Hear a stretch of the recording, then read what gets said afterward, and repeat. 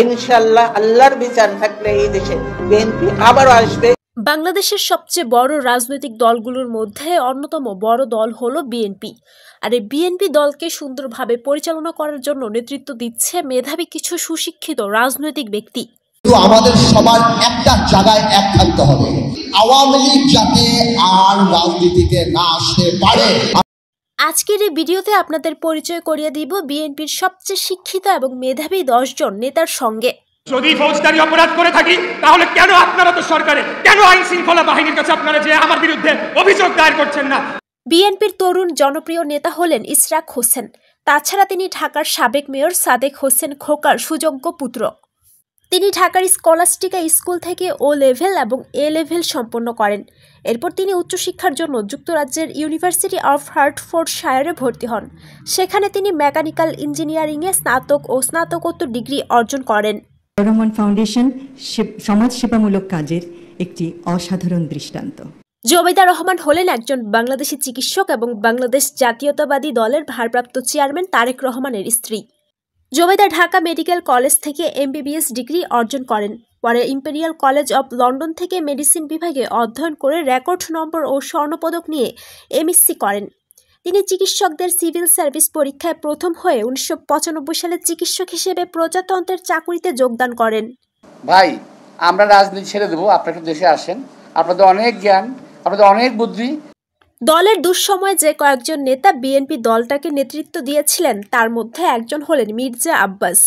তিনি 1966 সালে তৎকালীন শহীদ সোহরাওয়ার্দী কলেজ থেকে এইচএসসি সম্পন্ন করেন।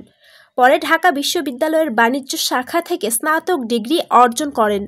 চাই বা না চাই, নির্বাচন একটা হলে বিএনপি ক্ষমতায় যাবে, একদম এটা বলেই ফেলা যে যত জরিপে যাই আসুক না কেন। বিএনপির আরেক তুখোড় মেধাবী ও যুক্তিবাদী নেত্রী হলেন রুমিন ফারহানা। বর্তমানে তিনি বাংলাদেশ জাতীয়তাবাদী দল বিএনপির সহ আন্তর্জাতিক বিষয়ক সম্পাদকের দায়িত্ব পালন করছেন। রুমিন হলিক্রস উচ্চ বিদ্যালয় থেকে মাধ্যমিক এবং ভিকারুন্নেসা নুনি স্কুল অ্যান্ড কলেজ থেকে উচ্চ মাধ্যমিক সম্পন্ন করেন। পরে লন্ডন বিশ্ববিদ্যালয় থেকে আইন বিভাগে স্নাতক সম্পন্ন করেন এবং যুক্তরাজ্যের লিঙ্কনস ইন থেকে ব্যারিস্টারি ডিগ্রি অর্জন করেন। ফেব্রুয়ারি মাসে যে নির্বাচন হবে রোজার আগে, সেটা অবাধ সুষ্ঠু নির্বাচন হবে।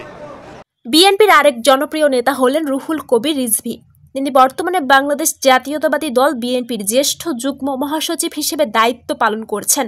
রিজভী কুড়িগ্রাম সরকারি উচ্চ বিদ্যালয় থেকে এসএসসি, পরবর্তীতে রাজশাহী সরকারি সিটি কলেজ থেকে এইচএসসি, এরপর রাজশাহী বিশ্ববিদ্যালয় থেকে ভূগোল ও ইতিহাস এই দুটি বিষয়ে এমএ এবং আইন বিষয়ে স্নাতক সম্পন্ন করেন। নির্বাচনের রোডম্যাপ চেয়েছিলাম, আমরা কারো পদত্যাগ চাইনি। সালাউদ্দিন আহমেদ বাংলাদেশ জাতীয়তাবাদী দল বিএনপির একজন রাজনীতিবিদ, সাবেক যোগাযোগ প্রতিমন্ত্রী এবং কক্সবাজার 1 আসনের সাবেক সংসদ সদস্য। প্রাথমিক পর্যায়ের পড়ালেখা শেষ করে সালাউদ্দিন আহমেদ পেকুয়ার শিলখালী উচ্চ বিদ্যালয় থেকে এসএসসি সম্পন্ন করেন। এরপর চট্টগ্রাম সরকারি কলেজ থেকে এইচএসসি সম্পন্ন করেন। এরপর 1980 সালে ঢাকা বিশ্ববিদ্যালয়ের আইন বিভাগে ভর্তি হন এবং 1984 সালে এলএলবি সম্মান এবং 1986 সালে এলএলএম পরীক্ষায় উত্তীর্ণ হয়। মাঝখানে আমাকে বিদ্রুপ করে বলতেছিল যে আমরা পালাবো না। বিএনপির প্রথম সারির অন্যতম নেতা এবং বিএনপির মহাসচিব হলেন মির্জা ফখরুল ইসলাম আলমগীর।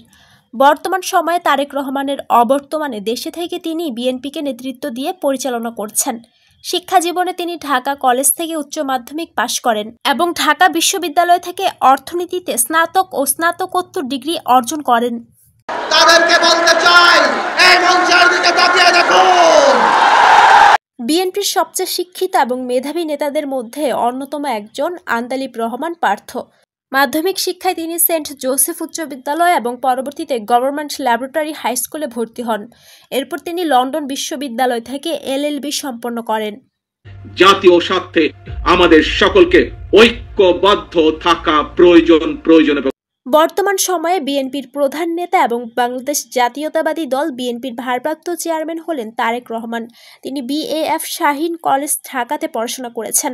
এরপর 1984 সালে ঢাকা বিশ্ববিদ্যালয় থেকে আইন বিভাগে পড়াশোনা সম্পন্ন করেছেন। দেশের বাইরে আমার কোনো ঠিকানা নাই, এটাই হলো আমার ঠিকানা। খালেদা জিয়ার শিক্ষাগত যোগ্যতা নিয়ে অনেক সময় অনেক কথা শোনা যায়। কেউ বলেন তিনি এসএসসি পরীক্ষা দিয়েছিলেন কিন্তু পাশ করতে পারেননি, আবার অনেকেই বলেন 8ম শ্রেণী পাস। বিভিন্ন মিডিয়াতে তার শিক্ষাগত যোগ্যতা সম্পর্কে জানা যায়। তার পুরানো বিভিন্ন নথিপত্রে দেখা যায় যে খালেদা জিয়ার শিক্ষাগত যোগ্যতা শুধুমাত্র ৮ম শ্রেণী পাস। আর এরপরেও যদি কেউ খালেদা জিয়াকে তার শিক্ষাগত যোগ্যতা সম্পর্কে জানতে চাইতো, তখন তিনি স্বশিক্ষিত বলে পরিচয় দিতেন।